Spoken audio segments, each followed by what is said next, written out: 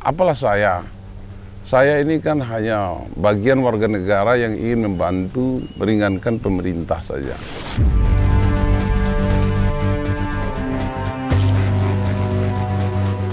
Ya, apalagi di sini sudah ditetapkan jalur hijau, jalur pariwisata.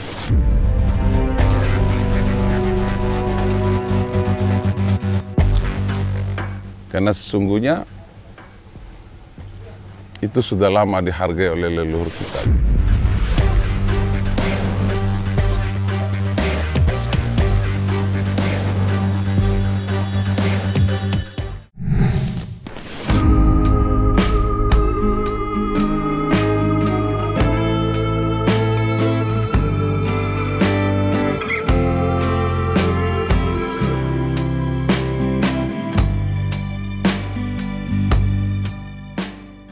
Di tengah kesibukannya sebagai praktisi hukum yang menangani banyak kasus, Raidin Anom tetap berkomitmen membagi waktu dan tenaganya untuk turut serta mengembangkan dan memajukan pariwisata di Indonesia.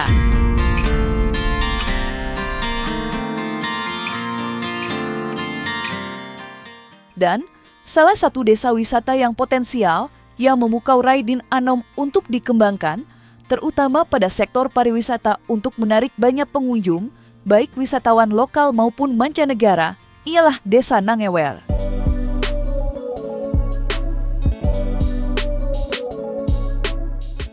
Desa yang sudah ditetapkan jalur hijau oleh pemerintah itu terletak di Kecamatan Darangdan, Kabupaten Purwakarta, Provinsi Jawa Barat. Meski menguras energi dan menyita banyak waktu, Raidin Anom tetap berupaya memajukan pariwisata di desa tersebut dengan membangun hunian villa yang ramah lingkungan. Di antara pematang sawah, dikelilingi bebatuan yang disusun sedemikian rupa, villa dengan konsep etnik dan nuansa lokalitas berdiri di tengah hamparan hijau alam. Lantas, apa yang mendorong Raidin Anom tergerak membangun villa di pinggiran desa yang jauh dari hiruk-pikuk kota?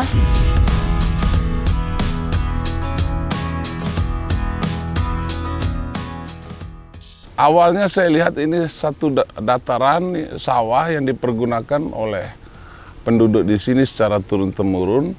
Lalu saya di otak sebelah kiri saya, ketika memandang ada satu batu sebesar periuk, lalu ada aliran air kecil yang jatuh. Akhirnya membawa dan merangsang kenakalan otak saya untuk berpikir ada apa di dalam.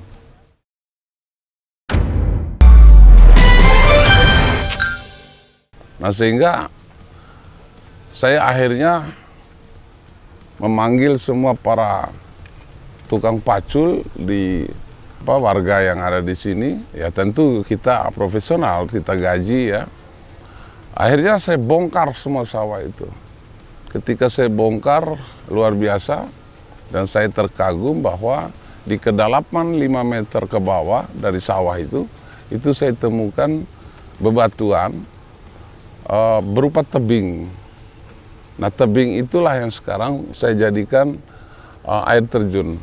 Dan tiba-tiba tebing itu dihiasi oleh beberapa batu-batu yang tersusun rapi. Nah, mungkin itu ciptaan alam atau memang ada campur tangan manusia zaman itu atau leluhur-leluhur kita yang ada di daerah Purwakarta ini. Kalau memang ini ditetapkan tadi daerah wisata atau objek wisata, tentu pemerintah harus siap dulu dalam tatanan tadi lapangan pekerjaan. Apa yang harus dibangun sebenarnya di daerah sini? Agar terserap tadi, SDM orang terserap, tenaga masyarakat sini juga terserap. Lalu kemudian nanti ada bagian lain juga ketika masuk para investor, nanti mereka juga akan dapat tadi pekerjaan-pekerjaan baru atau kepercayaan-kepercayaan baru. Saya rasa kalau hanya saja secara bagian daripada selambang demokrasi untuk mengatakan secara sistem dalam pemerintahan bahwa kami tetapkan itu sebagai wisata, ini tidak, ini wisata, ini tidak. Kalau hanya sekedar itu siapapun bisa. Tapi kalau tidak ada program yang jalan secara rutin, ya tidak ada penjagaan, pemeliharaan, saya rasa menghabiskan anggaran saja.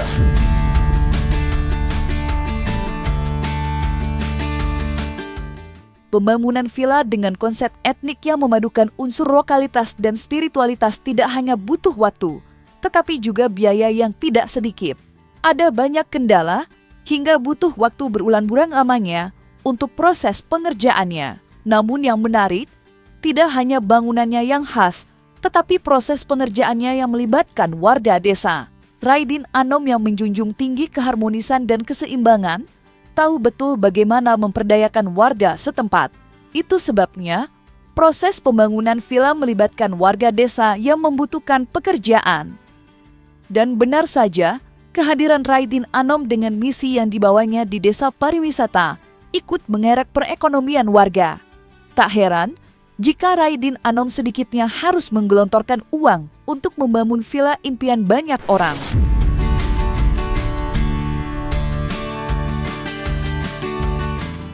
Kebetulan beliau adalah pengusaha membangun bangunan yang semua dari jati Jepara. Tentu kita begitu diskusi, ketemu, connect, konsepnya seperti apa, akhirnya it's okay, jalan. Akhirnya dari Jepara, dirakit dari sana, saya pun intens tadi video call untuk selalu membangun ini, jangan sampai ada sedikit nilai yang kurang. Nah tentu alhamdulillah begitu, ya kurang lebih 1 bulan yang lalu orang Jepara bawa, ini masih satu tahap. Nanti tahap berikutnya karena akan dibangun yang di bagian belakang sana, sama di bawah ada rumah ibadah juga dan seterusnya. Ya sebenarnya saya kembalikan, ada ilustrasi saya seperti ini. Tak ada yang tahu dulu telah terbangun sebelum sekarang. Nah sehingga keyakinan saya di bawah kita ini masih banyak peradaban-peradaban yang sangat megah dari hasil karya-karya daripada leluhur kita. Nah, kalau saya imajinasikan bahwa ketika kita duduk di atas istana orang, nah, boleh jadi dulu satu peradaban, bangunan-bangunan yang bernilai tinggi di bawah ini. Nah, itu yang saya terjemahkan tadi, bahwa saya harus bangun satu kompleks seperti kerajaan-kerajaan zaman itu, semampu saya. Terlihat bahwa alam sangat dekat dengan kita. Tanpa harus kita buat satu kerusakan, menggali, ya, menghancurkan ya batu-batuannya. Makanya 2 pesan saya untuk para pekerja waktu itu. 1, jangan pernah paculmu menyentuh bebatuan. Yang kedua, jangan pernah membunuh binatang-binatang yang ada di sekitar sini.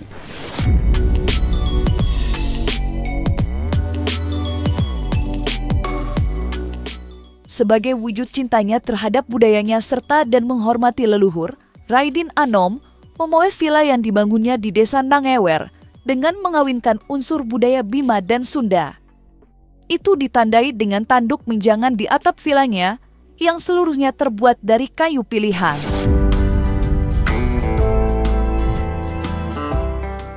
Sebagai bentuk keseimbangan antara alam dan kehidupan, Raidin Anom juga menambahkan filosofis pada jumlah tiang dan penyangga pada villa yang erat dengan makna spiritual.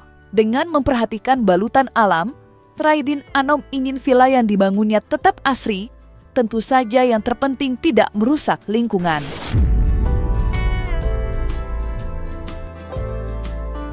Pertama, villa ini saya harus mendudukkan diri saya. Saya akui bahwa Indonesia berbeda-beda tetapi satu. Satu dalam arti apa bedanya orang Bima dengan orang Jawa?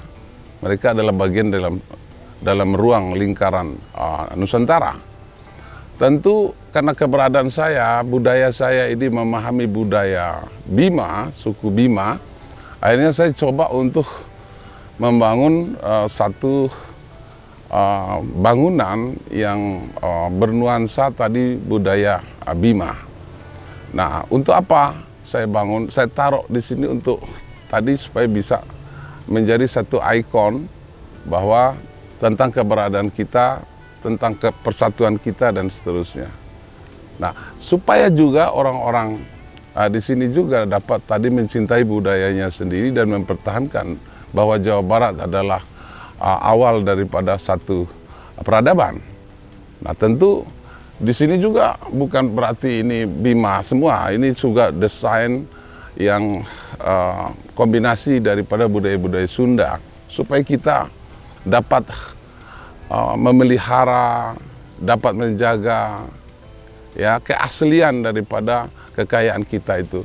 Nah, kalau dari bangunannya saya sederhana aja, sebab saya orang Muslim, tentu pedoman hidup.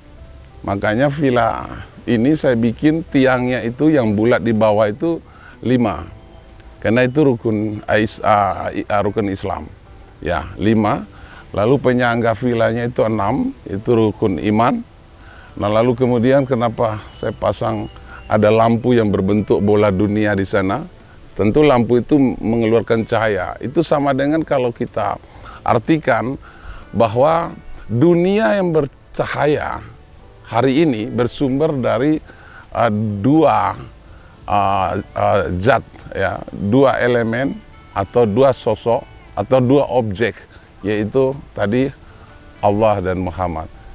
Saya rasa prinsip itulah yang membuat kita hari ini masih melekat keagamaan kita. Idenya tadi dari spiritual yang ada, kita melihat bahwa saya kalau mau pergi Jumatan harus naik mobil jauh ke Endangsih. Ada masjid besar di sebelah sana, kurang lebih dari sini 2,5 kilo. Saya bingung juga. Di sini saya rasa rumah ibadah aja. Nah, itulah yang membuat saya tadi. Sementara para petani seharian dia harus bekerja di area sini. Pertanyaannya, di mana rumah Tuhan itu berada? Bukankah kita diperintahkan untuk membangun rumah Tuhan sebanyak mungkin?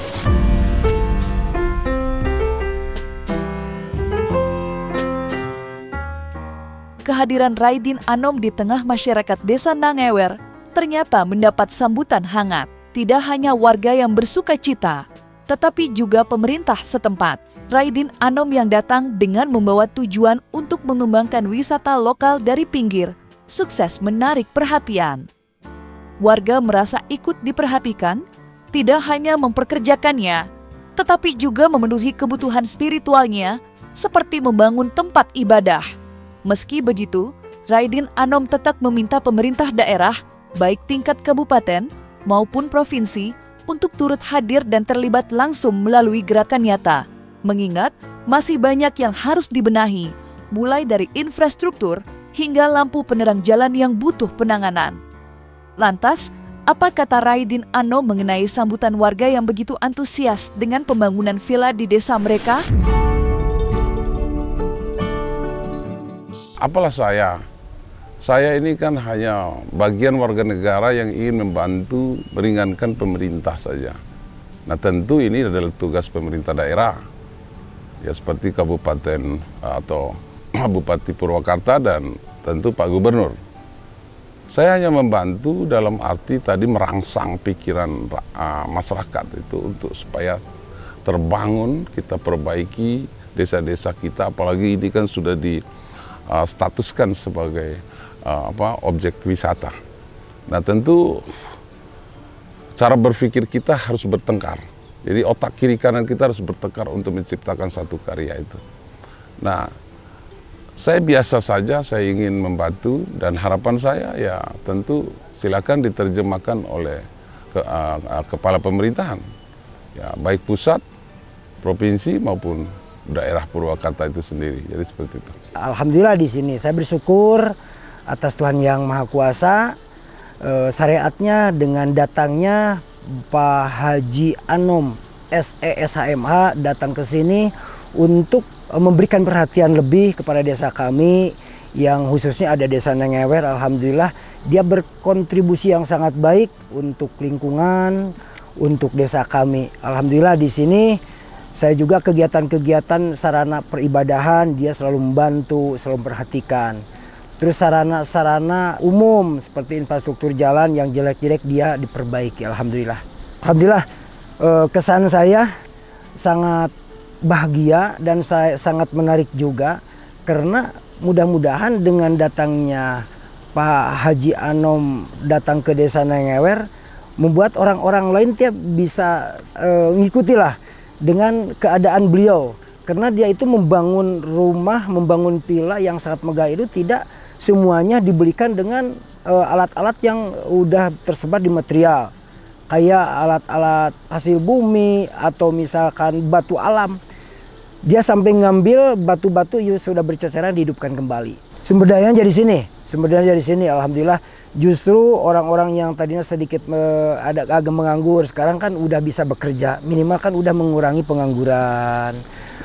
Minimal itu kan kayak batu-batu yang berserakan di pinggir-pinggir kali dia pungut, dia pasang-pasangin di samping-samping. Alhamdulillah kan kayak batu-batu yang berserakan di kali itu tadinya udah tidak terpakai, sekarang bisa tumbuh kembali gitu. Kebetulan saya kan asli orang sini. Ya, dengan kehadirannya Bapak Haji Anom ini bisa mengembangkan, terus ya istilahnya membuka lapangan kerja juga buat di daerah sini. Yang sekarang ini alhamdulillah dengan adanya villa ini perkembangannya ya mudah-mudahan sedikit bertambah. Warga alhamdulillah Pak Haji Anom di sini membuka lapangan kerja lah, alhamdulillah. Ada manfaatnya untuk tetangga-tetangga saya ikut kerja.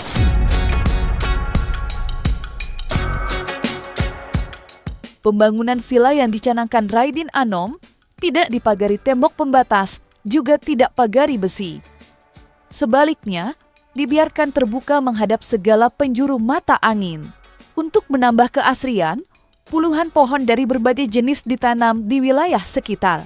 Antara bangunan villa dengan penduduk, tak ada sekat pembatas. Semua boleh datang dan menikmati alam dengan tenang.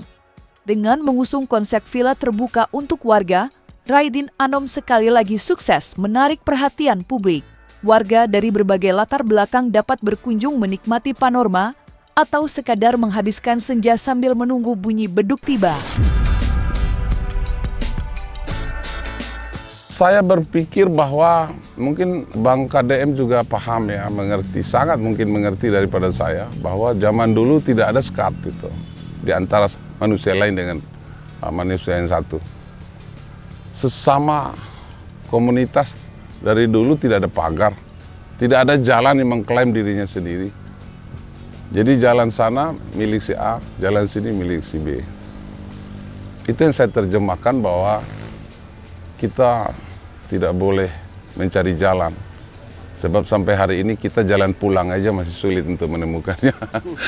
Jadi tidak perlu beli jalan, karena semua jalan bisa kita pakai. Tentu itulah cara tadi untuk melekatkan diri kita secara hablum minan nas, secara sosial tadi, untuk dapat berbaur dengan sesamanya berdasarkan tadi agama dan budaya. Kebetulan Mbak Anom itu selalu welcome, sangat welcome.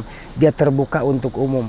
Bahkan rencana mau bikin musola, orang yang lagi bercocok tanam, jauh pulang ke rumah, gak usah pulang, datang ke musola, bisa sholat di sini, mandi di sini, kalau kecapean bisa istirahat, bisa ngopi, bisa minum gitu. Alhamdulillah lah, banyak memberikan contoh supaya orang-orang yang datang ke sini harus melihat seperti kayak Pak Haji Anom inilah. Alhamdulillah. Iya, villa pribadi tapi terbuka untuk umum, Pak. Betul. Jadi tidak menutup masyarakat sekitar bisa keluar masuk ke sini. Yang penting dia bisa menjaga keamanan, ketertiban, dan menjaga area-area yang sudah dia tanam atau yang sudah dia tata gitu. Cerita dia itu senang sekali, di sini itu ada istilahnya lah pemandangan indah, semakin cantik, semakin bertambah. Ini kan saya kerja di Pak Haji Anom semakin menatap dengan pohon-pohon ini, ada pohon pinang, pohon paku, segala. Mungkin beberapa macam nanam pohon di sini itu hampir 100%, 100 macam lah Pak Haji Anom itu nanam di sini. Enggak lah, enggak tertutup. Pak Haji Anom ini memang termasuk terbuka, bebas siapapun yang masuk.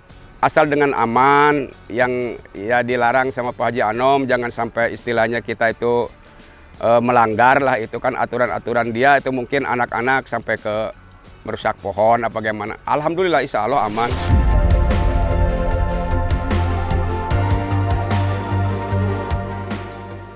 Desa Nangewer di Purwakarta, Jawa Barat, meski sudah ditetapkan kawasan hijau, desa pariwisata, namun belum seutuhnya didukung infrastruktur yang memadai, seperti jalan dan lampu penerangan yang masih mengandalkan uang gotong royong warga.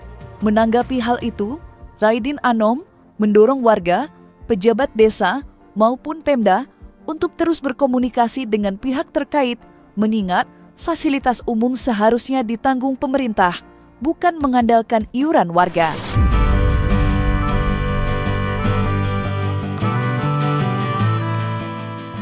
Secara normatif, secara umum kita lihat bahwa kalau sudah ditetapkan sebagai jalur wisata, tentu kita mengundang orang lain datang.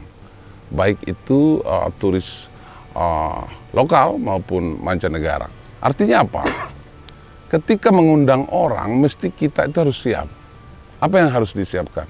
Infrastruktur, jalan-jalan, tata ruang, itu mesti harus dipikirkan oleh pemerintah daerah.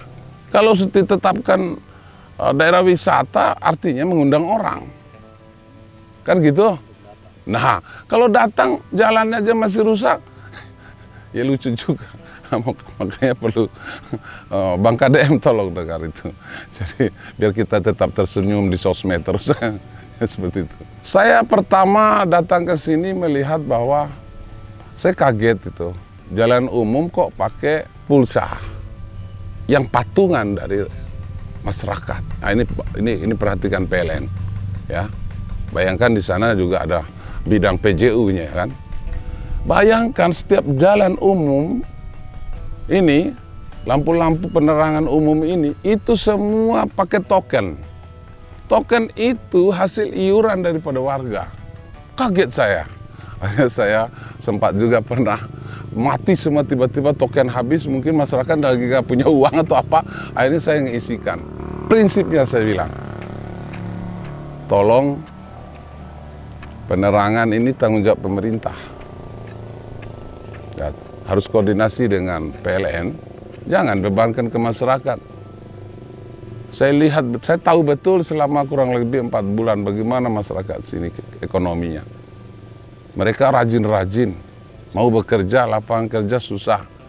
Akhirnya setiap hari saya harus bertemu dengan warga untuk datang melamar bekerja di sini. Wah, luar biasa. Nah sementara makanya saya tetapkan kan gajinya 2 hari sekali. Karena sementara dia pulang beli beras lalu belum iuran token segala macam. Ya sudah, kita bicara apa adanya, jangan ada apanya. Ya, jangan tutupi sesuatu yang seakan-akan ada cahaya di dalam ruang kegelapan. Jadi seperti itu. Ya sejauh ini saya juga itu kan untuk sarana pendukung ya. Untuk datangnya investor ke Desa Nangewer kan yang diutamakan penerangan sama jalan dulu utama ya. Di saatnya jalan rusak kan dia nggak mau datang. Di saat jalannya pada gelap-gelap nggak mau datang. Nah saya juga berharap mudah-mudahan saya dari pemerintahan Desa Nangewer berharap sudah berulang-ulang mengajukan RPJM Des, RPJM Kabupaten untuk permohonan realisasi penerangan jalan khususnya jalan-jalan kabupaten. Apalagi misalkan bisa direalisasi untuk jalan-jalan desa. Dari PJU kan yang desa-desa lain atau kabupaten lain udah mulai PLTS ya, pembangkit listrik tenaga surya, dan otomatis udah berjejer lah terang. Nah saya berharap mudah-mudahan apalagi di tahun ini di 2026 berikutnya dana desa sudah tidak dikucurkan maksimal untuk desa. Jadi desa dituntut untuk mandiri. Nah, alhamdulillah dengan adanya Pak Haji Anom datang ke sini, dia mendorong terus supaya gimana infrastruktur yang ada di desa kami lebih bagus, jalan-jalan semua terang. Dengan datangnya Pak Haji Anom ke sini, saya berharap sekali lagi khususnya untuk pemerintahan kabupaten, pemerintahan provinsi, pemerintahan pusat bisa memperhatikan infrastruktur yang di desa kami lebih cepat direalisasi gitu, lebih cepat direalisasi. Mudah-mudahan bisa mendorong pemerintahan desa kami khususnya di desa Nangewer ini dari tadi teh keluhan karena infrastruktur, jalan desa belum terrealisasi semuanya, apalagi jalan kabupaten masih ada yang rusak, khusus untuk penerangan-penerangan jalan umum PJU.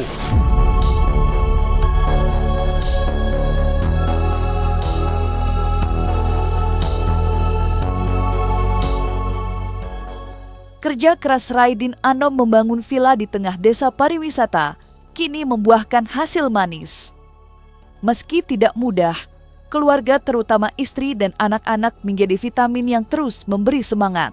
Bagi Raidin Anom, begitu besar dukungan yang diberikan istri dan kedua anaknya. Karena support dari orang-orang tercinta, Ansila yang dulu hanya berkelindan dalam pikiran, kini berdiri nyata di depan mata. Lantas, apa tata kedua anak Raidin Anom mengenai pembangunan villa wisata di pinggiran desa?